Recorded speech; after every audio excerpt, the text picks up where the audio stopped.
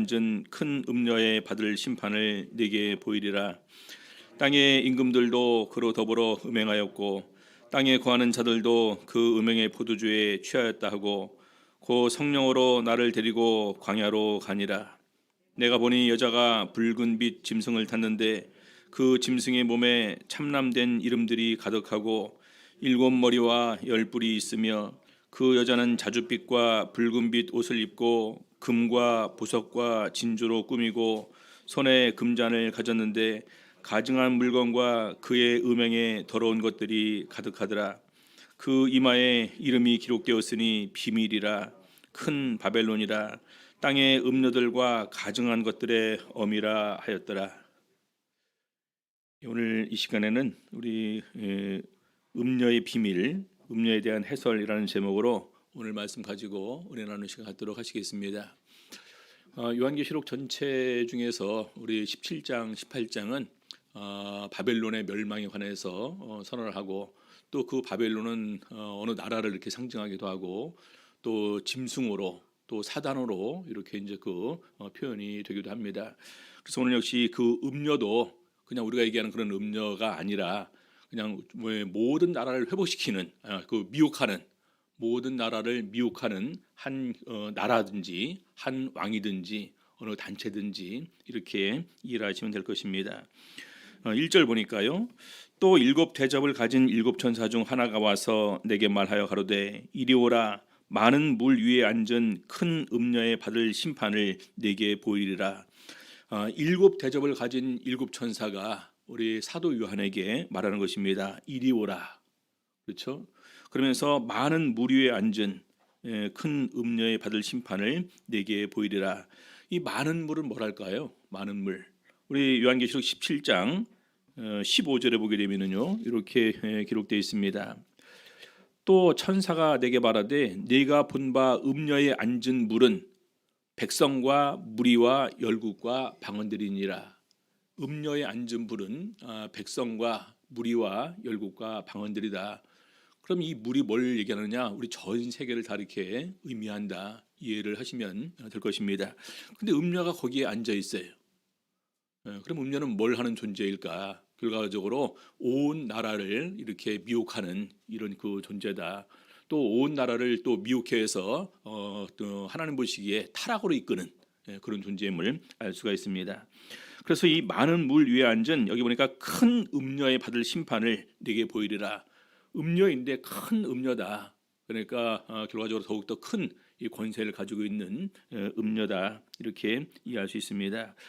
그래서 결과적으로 이 음녀는 우리 구약 성경으로부터 보게 되면은 종교적인 이런 그 배신 그리고 종교적인 타락, 우상 숭배를 조장하고 우상 숭배를 하게 하는 그런 존재로 이렇게 묘사를 합니다. 자, 그래서 17장 2절 보니까요. 땅의 임금들도 그로 더불어 음행하였다. 땅의 임금들도 그로 더불어 음행하였다. 다시 말해서 이 그 음녀가 이끄는 대로 그들도 함께 타락하고 또 하나님을 부인하고 하나님께서 싫어하시는 각종 우상 숭배하는 쪽에 따라갔음을 얘기를 하는 것입니다. 그러면서 땅에 거하는 자들도 땅에 거하는 자들은 이때 이제 이 하늘에 거하는 성도들과 비교돼서 말하는 것입니다. 이미 이때는요. 하늘에 있는 성도들은 특별한 그 보호와 인도하심 발에서 구원에 들어가게 되겠죠. 그런데 이 땅에 거하는 자들 결과적으로 이 구원에 참여하지 못하는 사람들도 그 음행의 포도주에 취하였다 하고 우리 사도 바울도 에베소에 보게 되면은요 술 취하지 말라 이는 방탕한 것이니 오직 성령의 충만을 받으라. 거기 술 취하지 말라라는 것은 그 앞에 있는 내용을 보게 되면은 세월을 아끼라 때가 악하니라라고 얘기하는 가운데에서 바로 이 모든 이런 그 세상적인 삶에 취하는 부분으로 술을 대표적인 것으로 사용하고 있습니다. 그래서 이 땅의 임금들 심지어 땅의 나라의 왕들도 함께 음행하였다. 함께 하나님을 부인하고 또 예수 그리스도를 부인하고 또 하나님께서 싫어하시는 각종 우상 숭배 및 이 성적 타락하는 데 있어서 그들도 함께 있음을 얘기를 하는 것입니다. 그래서 그 가운데서 자연스럽게 땅에 거하는 이런 그 많은 사람들도 함께 그 음행의 포도주에 취하였음을 얘기를 합니다. 17장 3절 곧 성령으로 나를 데리고 광야로 가니라. 우리 보통 광야는 구약 성경으로부터 보게 되면은 우리 신앙의 연단을 위해서 가는 장소로 이렇게 그 주로 묘사가 됩니다. 우리 모세도 40년간 광야에서 양을 쳤었고, 그리고 예수님께서도 40일간 광야에서 금식하면서 이렇게 또 줄였었고, 그리고 사도 바울 같은 경우도 예수 그리스도를 만나고 이 아라비아로 먼저 갔다 이렇게 얘기를 하는 가운데에서 바로 더욱더 신실한 이런 그 하나님과의 교제를 위해서 광야로 갔음을 얘기를 하고 있습니다. 근데 여기에 광야는 다른 의미로 하나님의 보호와 인도의 장소가 아니라 바로 마귀가 거하는 유혹과 심판의 장소이기도 하다. 때로는 하나가 우리의 구원의 도구로 이용이 되기도 하지만 심판의 도구로 이용이 되기도 합니다. 이 마찬가지로 광야도 예수님께서 하나님과 영적 교제를 나누는 곳이었지만 거기에 나중에 사단이 나타나서 예수 그리스도를 미혹하고 유혹하는 그런 내용을 우리가 알고 있습니다. 물이 우리를 위한 구원의 도구로 사용되었지만 물은 또 심판의 도구로 사용되었음을 우리는 알고 있습니다. 우리 노아 홍수 시대에 그렇게 사용이 되었었죠. 그래서 여기 광야로 데리고 가는데 거기 광야에서 나가서 보니까 여자가 붉은빛 짐승을 탔는데 그 짐승의 몸에 참람된 이름들이 가득하고 7머리와 10뿔이 있으며, 보니까 여자가 붉은빛 짐승을 탔습니다. 짐승이 주로 이제 우리 그 다니엘서나 요한계시록에 보게 되면은 이 나라와 심지어 또 왕으로 묘사가 됩니다. 그래서 이 음녀가 붉은빛 짐승을 탔는데 그 짐승의 몸에 참람된 이름들이 가득하고, 참람이라는 단어는 우리 하나님을 대적하는 이런 의미로 많이 이렇게 사용이 되게 되는데요. 이런 이름들이 가득하고 7머리와 10뿔이 있으며, 머리와 뿔은 똑같이 이렇게 권세를 상징합니다. 그래서 역시 이것도 나라나 왕을 이렇게 상징하죠. 자, 그래서 참람된 이름들이 가득한데 이 이름들이 뭔지는 내용은 없어요. 아무튼 이 부분들이 또 하나 우리가 이해할 수 없는 부분들이고요. 그래서 이 여자가 탄 짐승을 많은 사람들은 그때 당시에 요한 사도가 활동할 때 시대가 로마 시대였기 때문에 로마이지 않을까 이렇게 추측을 하기도 하는데, 아무튼 그것은 어느 나라다라는 지칭이 요한계시록에는 없습니다. 사실 많은 성경학자들은 바로 이제 로마로 이렇게 적용을 하지만 분명히 이것은 어느 한 나라가 이렇게 세상에 큰 강력한 이런 그 권세와 주권을 가지고 이 많은 나라를 이 하나님을 대적하는 데 있어서 그들을 도구로 또는 그 종으로 사용하는 존재들이다, 이렇게 이해하시면 되겠습니다. 자, 4절. 그 여자는 자줏빛과 붉은빛 옷을 입고, 자줏빛 붉은빛은 사치와 그리고 영화를 상징하는 그런 색으로 이렇게 알려지고 있습니다. 그리고 금과 보석과 진조로 꾸미고 손에 금잔을 가졌는데 아주 그 사치와 향락의 극치를 이렇게 달리고 있다. 이 쾌락과 향락과 우리 신앙은 상반됩니다. 그래서 일락을 사랑하는 자는 살았으나 죽었느니라. 우리 디모데전서에서 우리 사도 바울이 교회에서 신경 써야 될 과부들에 대해서 얘기를 하는 가운데에서 일락을 좋아하는 자는 살았으나 죽었다라고 하는 가운데에서 바로 이 쾌락과 향락이 우리 신앙생활에는 상반된다라는 것으로 이렇게 설명을 합니다. 아무튼 우리 보니까 전 세계적으로 돈에 대해서 가장 민감하고 집착하는 민족과 나라 중에 하나가 우리 한국이라고 이렇게 알려지고 있습니다. 우리 한국의 지금 또 부동산 같은 경우는 참 대단하죠. 그래서 우리 서울 같은 경우도 먼저 물가가 동경을 뛰어넘었다라고 이렇게 얘기를 할 정도로 굉장히 물가도 높아지는 가운데에서 너도 전부 다 이렇게 그 재테크 또 부동산을 통한 이런 그 일확천금, 거기다가 또 이렇게 최근에 가상화폐도 유행을 하죠. 가상화폐. 뉴스로 보니까 어떤 그런 40대 남자가 아이를 자기가 이제 자기 딸을 죽이고 자기도 자살을 시도했었는데 딸은 죽었지만 자기는 또 이렇게 병원에 응급실에 가서 살았더라고요. 이유가 보니까 가상화폐로 돈을 다 날렸다는 거예요. 가상화폐 때문에 아내와 이혼까지 하고. 그래서 그런 가운데에서 참 이렇게 우리가 너무나 많은 부분에서 이 돈을 추구하는 이런 부분들은 분명히 우리 신앙의 큰 걸림돌이 된다. 왜냐하면 돈이 함께 따라오는 것은 결과적으로 사치와 향락 쪽으로 갈 수밖에 없습니다. 그래서 돈을 사랑함이 일만 악의 뿌리가 된다. 우리 성경에서는 그렇게 권면을 합니다. 그래서 보니까 가증한 물건과 음행의 더러운 것들이 가득하더라. 결과적으로 우리 사람들에게 이런 것을 갖다 유혹으로 던져주고 나서 더욱더 많은 존재를 이런 음행과 사치로 이렇게 그들을 이끌고 나갑니다. 자, 5절 보겠습니다. 그 이마에 이름이 기록되었으니 비밀이라. 이제 요한계시록 좀 됐으면 좀 풀어주면 얼마나 좋을까요?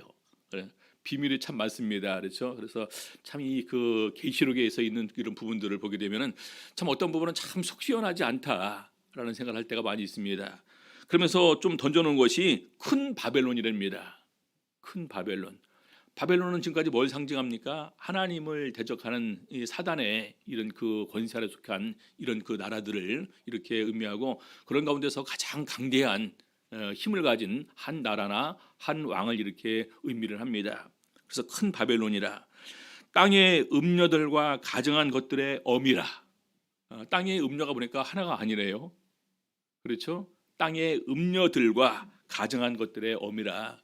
그래서 결과적으로 하나님께서 정말 우리에게 원하시는 것은 거룩한 삶을 살기를 원하십니다. 그래서 이 거룩한 삶에 절대적으로 방해가 되는 우리들의 죄를 사해 주시기 위해서 십자가에서 친히 달려 돌아가시면서 우리 죄를 사해 주시고 우리를 깨끗하게 해 주셨습니다. 그래서 이것이 믿는 사람과 믿지 않는 사람들의 가장 큰 구분이 바로 여기 있는 거예요. 성결하냐, 성결하지 않냐, 이렇게 우리가 구분할 수 있습니다. 그래서 땅의 음녀들과 가증한 것들, 더러운 것들, 이런 부분들의 어미라 이렇게 증거를 합니다. 자, 6절 보겠습니다. 또 내가 보매 이 여자가 성도들의 피와 예수의 증인들의 피에 취한지라. 우리가 너무나 쉽게 이해할 수 있는 부분입니다. 이 여자가 성도들의 피와 예수의 증인들의 피에 취했다.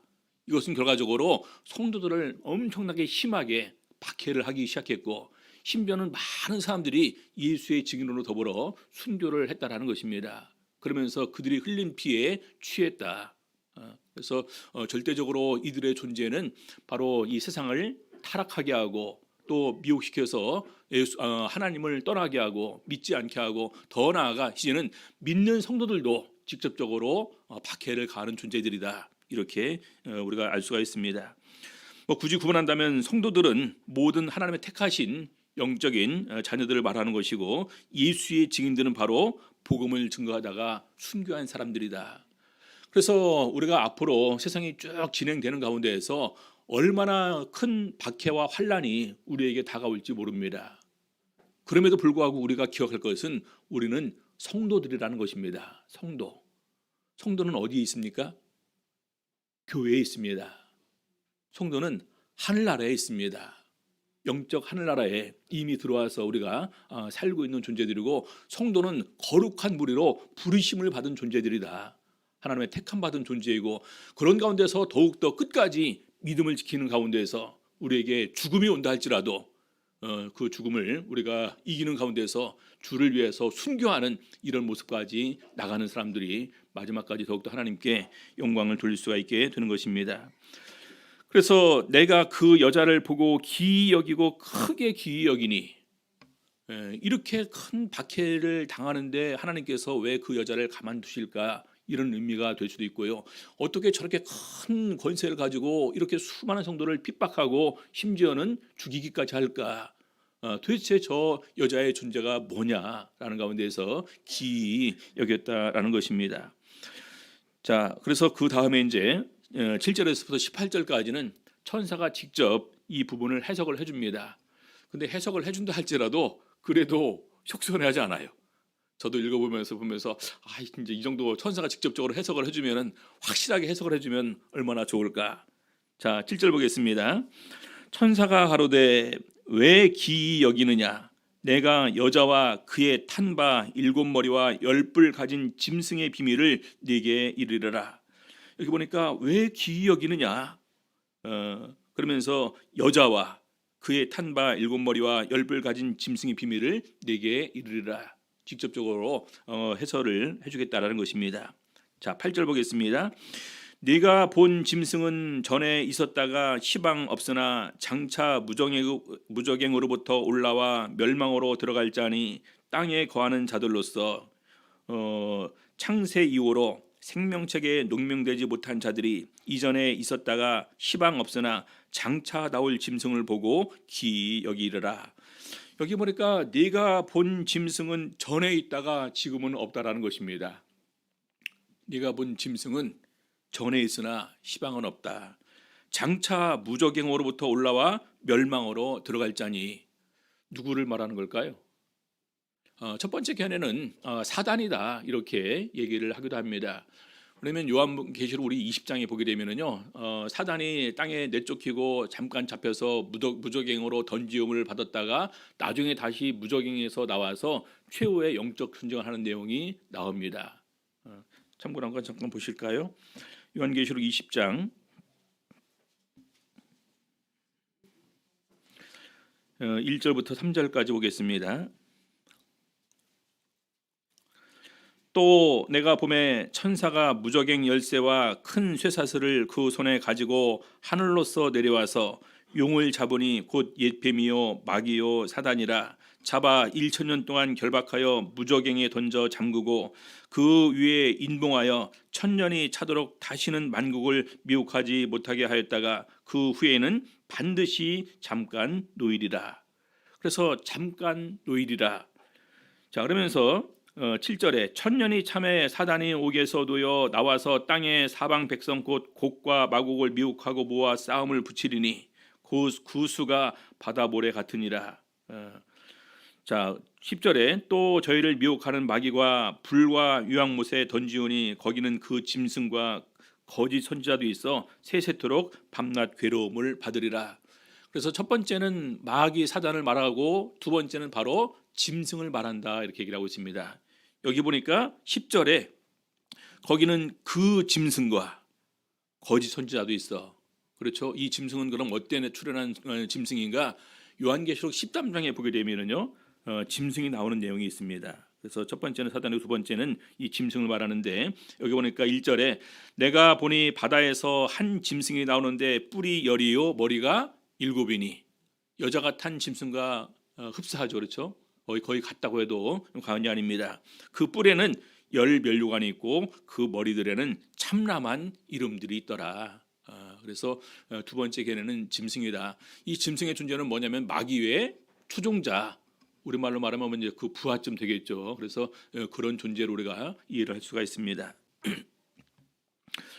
자, 그래서 네가 본 바 짐승은 전에 있었다가 시방 없으나, 그래서 우리는 보통 두 번째 견해인 요한복음 13장에 요한계시록 13장에서 나왔던 그 짐승으로 이해를 합니다. 그래서 장차 무저갱으로부터 올라와 멸망으로 들어갈 자니, 그다음에 땅에 거하는 자들로서 이 땅에 거하는 자들과 하늘에 거하는 성도들이 분명히 대조가 됩니다. 땅에 거하는 자들로서 창세 이후로 생명책에 농명되지 못한 자들이, 땅에 거하는 자들은 어떤 존재들이냐? 생명책에 이름이 기록되지 못한 존재들이라는 것입니다. 이전에 있었다가 시방 없으나 장차 나올 짐승을 보고 기이 여기리라.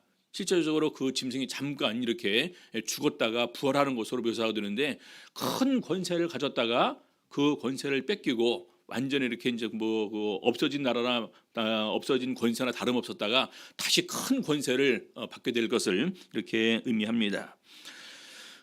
창세 이후로 생명책에 농명되지 못했다. 이름이 기록된다는 것은 너무나 귀합니다. 우리 예수님께서 제자들을 파송할 때 두 명 보내지 않습니까? 그들이 돌아와서 엄청나게 그냥 그 감격에 겨워서 주님께 보고를 합니다. 주님, 우리가 주의 이름으로 병든 자를 고치고 심지어는 귀신을 쫓아내기도 했습니다. 예수님께서 뭐라고 하셨습니까? 그런 것으로 기뻐하지 말고 너희 이름이 하늘에 기록된 것으로 기뻐하라.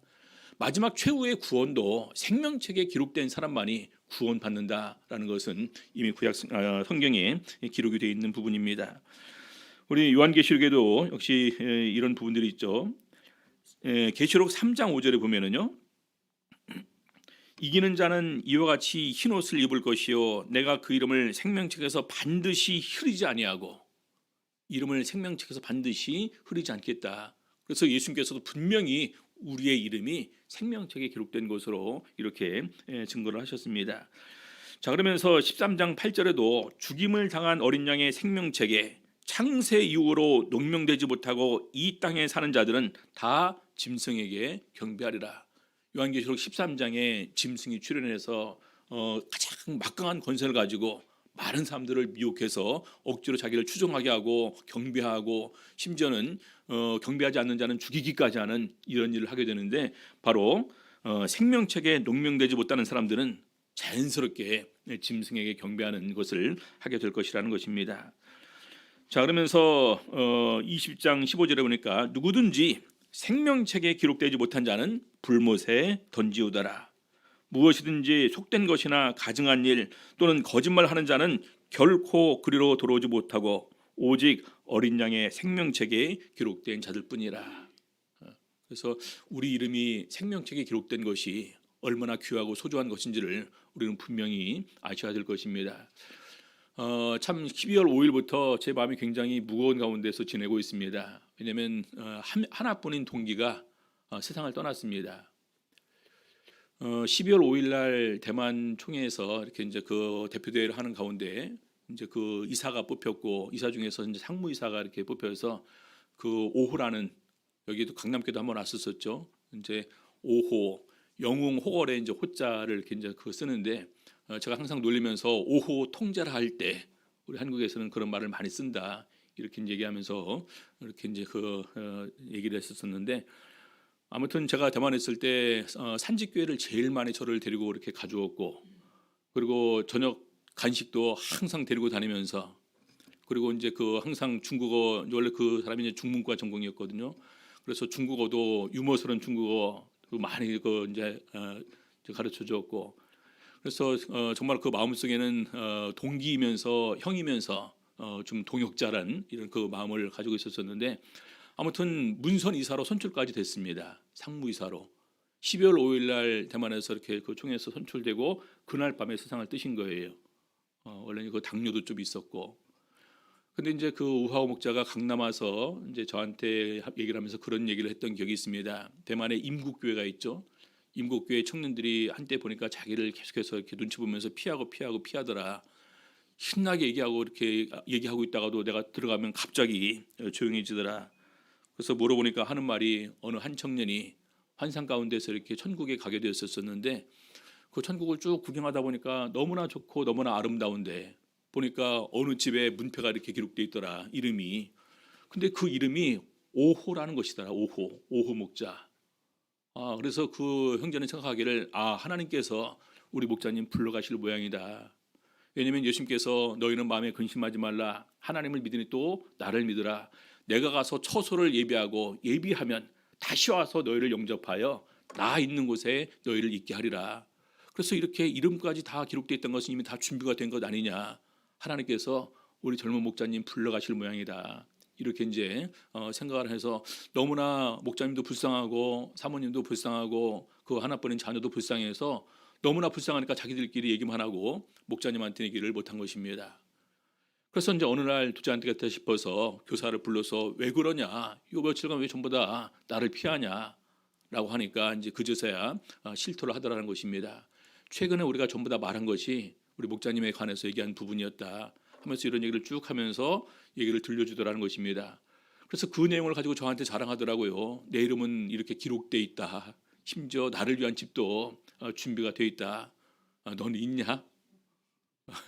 그래서 네 이름 있으면 내 이름도 있는 거지, 내 이름이 왜 없겠냐. 그래서 이제 이렇게 그런 농담도 하고 이렇게 기억이 있는데, 아무튼 이제 너무나 그동안 당뇨도 있고 그래서 이제 몸이 굉장히 이제 안 좋아서 총회에서 배려를 해줘서 좀 휴양 좀 하라고 시골 교회를 목회하라고 이렇게 보내기도 했었습니다. 근데 이 그 형제가 산지 그 청소년들을 얼마나 이렇게 관심을 가졌는지 엄청 다녀요, 차로. 그래서 이제 그 세상을 떠나고 난 다음에 그런 소식들이 이제 올라오면서 제가 계속해서 이제 페이스북에 이제 우하오 목자에 관한 부분들을 쭉 이제 그 정리를 하고 있습니다.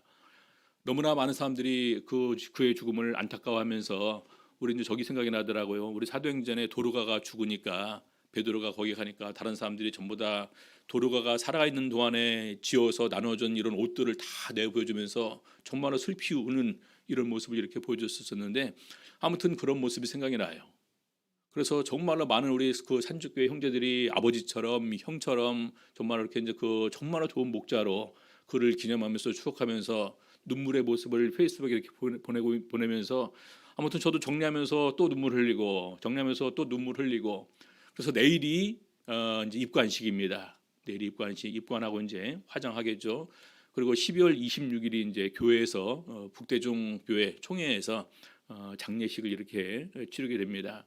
우리 또 이제 그 목자 사모한테도 또 연락이 왔더라고요. 나의 좋은 동역자, 나의 좋은 형으로 하면서 이제 그 사람 이제 세상 떠났다. 그래서 이제 그걸 갖다가 쭉 저도 이렇게 이제 정리하면서 저도 이제 그 글 좀 써서 이제 보내드리고 나한테는 형이자 동기이자 좋은 동역자였다라는 글을 이렇게 써서 보냈습니다. 지금도 근데 어제 밤에도 한 그 12시 반까지 계속해서 그 페이스북 정리하다가 이제 또 사람들이 올리는 거 정리해서 우리 이제 그 목사님 사모님한테 이렇게 쭉 보내줬어요. 이렇게 수많은 사람들이 위로해주고 또 이렇게 슬퍼하고 같이 눈물을 흘려주고 있다. 근데 귀한 것은 이름이 하늘에 기록되어 있다라는 것입니다. 그래서 이름이 하늘에 기록되어 있으니까 이제는 정말 이렇게 슬픔 좀 이렇게 그 지우고 같이 이렇게 강건하게 라는 이런 문구를 이렇게 보냈었는데 아침에 또 잠깐 이렇게 문자가 왔더라고요. 그래서 귀한 것은 이름이 생명책에 기록되지 못한 것과 기록되지 못한 것의 차이를 바벨론의 멸망을 하면서 우리 천사가 가장 중요한 것의 하나로 우리에게 증거하고 있다라는 사실입니다. 그래서 창세 이후로 생명되지 못한 생명책에 농명되지 못한 자들이 이런 짐승을 보고 기이 여기리라. 자, 9절 보겠습니다. 지혜 있는 뜻이 여기 있으니 이 일곱 머리는 여자가 앉은 일곱 산이요. 이 일곱 산, 결과적으로 이 산도 어떻게 큰 산이라는 것은 결과적으로 어떤 막강한 힘, 이 권력을 이렇게 의미합니다. 왜냐하면 그 다음에 또 일곱 왕이라 그렇게 하고 있습니다. 일곱 왕이라, 일곱 산이면서 일곱 왕이라. 근데 다섯은 망하였고 하나는 있고 다른 이는 아직 이르지 아니하였으나 이르면 반드시 잠깐 동안 계속하리라. 그래서 왕이면서 나라를 의미하면은요, 결과적으로 이런 나라들을 계속해서 흥망성쇠를 하는 가운데에서 어느 한 나라가 굉장히 강력한 힘을 가졌다가 마지막에 잠깐 이렇게 큰 힘을 가졌다가 나중에는 이렇게 이제 끝나게 될 것을 얘기를 하고 있습니다. 여기 보니까 반드시 잠깐 동안 계속하리라, 영원이라 합니다. 그렇죠? 우리 하나님 나라는 영원히 있지만 이 짐승의 나라는 잠깐이다. 자, 11절. 전에 있었다가 시방 없어진 짐승은 여덟째 왕이니, 이 일곱 왕이 전에 있었다가 시방 없어졌지만 나중에 여덟째 왕인데 일곱 중에 속한 것이라는 것입니다. 이해되세요? 일곱 왕 가운데 속한 것이었는데 원래는 전에 있었다가 없었다가 다시 나올 왕이 있는데 이 일곱째 왕에 속한 존재다. 근데 저가 어디로 들어간다고요? 결국을 얘기를 합니다. 멸망으로 들어가리라. 12절. 네가 보던 열 뿔은 열 왕이니 아직 나라를 얻지 못하였으나 다만 짐승으로 더불어 임금처럼 권세를 일시 동안 받으리라. 그래서 열 뿔, 일곱 왕, 일곱 산 이런 모든 것들이 사실은 앞으로 이 나라에 출현할 많은 나라들을 의미한다. 근데 이미 이것이 요한계시록이 이제 그 주전 100년 전에 기록됐다고 이렇게 보게 된다면 많은 시간이 흐르지 않았습니까? 수많은 나라의 흥망성쇠가 있는 가운데서 이미 많이 진행된 거예요. 그렇죠? 그래서 이제는 마지막 여덟째 왕의 출현이 시기가 지금이다. 이렇게 이해를 할 수가 있겠죠. 자, 13절. 저희가 한 뜻을 가지고 자기의 능력과 권세를 짐승에게 주더라. 이 짐승이 여덟째 왕인데 열 뿔인 열왕인데 이 열 왕들이 여덟 번째 왕한테 능력과 권세를 짐승에게 준다. 다 거기에 호응해주고 서로 동참하는 가운데에서 그가 하는 일에 참여하는 것을 말하고 있습니다. 자, 14절. 저희가 어린 양으로 더불어 싸우려니와, 중요한 것이죠. 결과적으로는 그 짐승이 마지막으로 할 것이 뭐냐? 어린 양으로 더불어 싸우는 영적 전쟁을 이렇게 하게 될 것을 말하고 있습니다. 근데 어린 양은 만주의 주시요 만왕의 왕이심으로 저희를 이기실 터이요 또 그와 함께 있는 자들 곧 부르심을 입고 빼내심을 얻고 진실한 자들은 이기리로다. 자, 어린 양은 당연히 영적 전쟁에서 예수 그리스도니까 승리하시겠죠. 근데 문제는 우리라는 거예요. 그럼 우리는 어떻게 될 것이냐? 하늘의 성도들은 어떻게 해서 이 영적 전쟁에서 승리할 것이냐? 그와 함께 있는 자들, 그렇죠? 부르심을 입고 빼내심을 얻고 진실한 자들은 이기리로다. 하나님께서 특별히 불러주셔야만 되는 거죠. 죄악과 어두운 세상에서 빼내주셔야만 되는 거죠. 그리고 하나님 앞에서 정말로 진실한 자들은 영적 전쟁에서 승리할 것을 이렇게 얘기를 하고 있습니다. 우리 성도님들, 오늘 우리가 가진 신앙이 정말로 주님 앞에서 순수하고 진실한 것인지 우리가 우리 스스로의 모습을 돌이켜 보셔야 됩니다. 나는 정말 어떻게 하나님에 대해서 얼마나 절대적인 믿음을 가지고 있는가. 우리 코로나가 짧게 끝났으면 어떻게 됐을까요? 이 코로나가 저는 길어지면서 정말로 이것이 우리 믿음에 대한 시험일 수 있겠다. 이것이 우리 믿음에 대한 영적 전쟁일 수 있겠다라는 이런 생각을 가져보게 됩니다. 이런 가운데서도 어떤 사람들은 더욱더 예배의 귀함을 아는 가운데서 하나님께 나와서 경배하고 하나님께 모든 것을 맡기고 또 그의 인도와 보호를 이렇게 구하는 가운데서 살아갈 것이냐, 아니면 세상 사람들이 취하는 이런 수많은 방법으로 우리가 살아갈 것이냐, 이런 선택의 길에 우리가 놓여 있다는 사실입니다. 그래서 이 마음의 중심으로부터 하나님을 온전히 믿고 섬기고 의지하는 그런 마음을 우리가 다시 되새겨야 되겠습니다. 그래서 부르심을 입고 빼내심을 얻고 진실한 자들은 이기리로다. 이들은 땅에 있는 사람들이 아닌 하늘에 속한 성도들의 영적 전쟁의 승리를 이렇게 말하고 있습니다. 자, 15절. 또 천사가 내게 말하되 네가 본 바 음녀에 앉은 물은 백성과 무리와 열국과 방언들이니라. 그래서 수많은 어떤 한 나라뿐만 아니라 또 심지어는 우리의 문화, 우리들의 사상, 우리들의 경제, 이런 것까지 다 포함한 이런 권세를 이 가진 자들이 전부 다 이 음녀에게 미혹되어서 그들의 함께 이렇게 행할 것을 말합니다. 16절. 네가 본 바 이 열불과 짐승이 음녀를 미워하여 망하게 하고, 이 부분이 좀 우리가 이해가 안 되는 부분이거든요. 같은 동료 아닙니까? 그렇죠? 근데 짐승이 음녀를 미워하여 망하게 하고, 그래서 이 사단의 권세 아래 속해 있던 이런 수많은 나라들은 편이 되기도 하고 또 대적이 되기도 해서 그들이 원하는 대로, 아무튼 그들이 원하는 것은 권세와 능력을 누가 차지하고느냐 하는 것이지 않겠습니까? 오늘날 우리 이 세상도 보이지 않는 수많은 패권 전쟁이 나라 간에 벌어지고 있습니다. 그렇죠? 그래서 그런 가운데서 음녀를 미워하여 망하게 하고 벌거벗게 하고 그 살을 벗고 불로 아주 사르리라. 그래서 음녀의 어떤 그런 권세와 능력을 어느 한 순간에 다 망하게 할 것을 말하고 있습니다. 자, 17절. 하나님이 자기 뜻대로 할 마음을 저희에게 주사 한 뜻을 이루게 하시고 저희 나라를 그 짐승에게 주게 하시되 하나님의 말씀이 응하기까지 하심이니라. 왜 근데 그런 일이 벌어지느냐? 이것이 결과적으로 하나님의 뜻과 섭리 아래 있었다라는 것입니다. 이 악한 일을 행하는 것이 하나님께서 악한 자를 만들어서 그들로 하여금 악을 행하게 하는 것이 아니라 그들이 악한 계획을 마음에 품고 악한 일을 도모하고 그것을 하려고 할 때 하나님께서 허락해 주신다는 거예요. 그래서 언제까지? 하나님의 말씀이 응하기까지 하심이니라. 그래서 그들에게 잠깐 동안 권세가 주어지지만 그것은 영원한 권세가 아니다. 중요한 것은 그들의 말로는 멸망이라는 것입니다. 우리 요한계시록에 보게 되면 불과 유황으로 타는 못에 참여하리니 그렇게 증거를 합니다. 자, 마지막 18절. 또 내가 본 바 여자는 땅의 임금들을 다스리는 큰 성이라 하더라. 최종적으로 여자에 대해서 결론을 마지막에 내려줍니다. 내가 본 바 여자는 땅의 임금들을 다스리는 큰 성이라. 그럼 땅의 임금들을 다스린다는 것은 얼마나 더욱더 큰 나라야 될까요? 그래서 가장 강력하고 큰 권세를 가진 한 나라다. 근데 이 한 나라가 나중에 또 짐승에게 멸망을 당할 것임을 이렇게 증거를 하고 있습니다. 아무튼 중요한 것은 결과적으로 어느 날 어느 나라가 하나님을 대적하면서 교만해서 크게 높아져서 수많은 나라를 자기에게 이렇게 복속시켜서 더욱더 하나님을 대적하고 땅에 있는 수많은 사람들을 미혹하게 하는 그런 나라로 등장할지 우리는 모릅니다. 어떻게 보면 지금 존재하고 있는 나라들이 그런 나라들 중에 한 나라일 수도 있을 것입니다. 그래서 그런 가운데서 우리는 어떻게 하는 것이 제일 중요하냐, 몇 가지를 기억을 하셔야 됩니다. 우리 이름이 어디에 기록되어 있다고요? 생명책에 기록되어 있다는 사실입니다. 우리가 어떻게 해서 영적 전쟁에 승리할 수 있습니까?